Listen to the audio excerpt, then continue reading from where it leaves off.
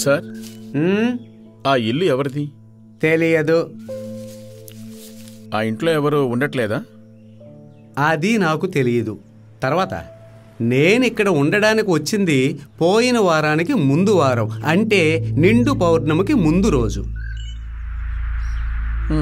అయితే సరే. లేదు, నేను చెప్పడం అవలేదే.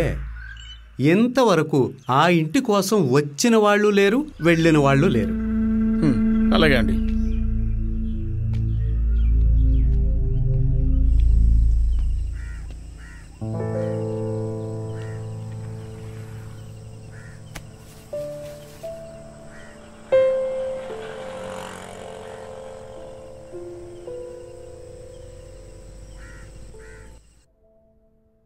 హలో ఫ్రెడీ, నేను ఇక్కడే ఉన్నాను. House you?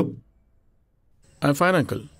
నేను ఒక విషయం కనుక్కుందాను ఫోన్ చేశాను. మీకు చర్చ్ పక్కన ఉన్న బ్యానియన్ అవెన్యూ గురించి తెలుసా? బ్యానియన్ అవెన్యూ, అందులో ఉన్న 23 హౌస్ నెంబర్ ఎవరితో తెలుసా? అది ఖాళీగానే ఉందిగా. అంకుల్, ఆ ఇంటికి సంబంధించిన ఫుల్ డీటెయిల్స్ ఇప్పించగలరా?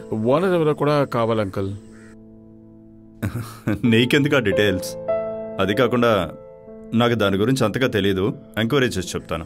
ఎందుకని డైరెక్ట్గా కలిసినప్పుడు చెప్తాను. ఎలాగైనా డీటెయిల్స్ కనుక్కొని చెప్పండి. అలాగా? సరే, ఓకే, నేను చూసుకుంటాను. Thanks uncle. ఓకే.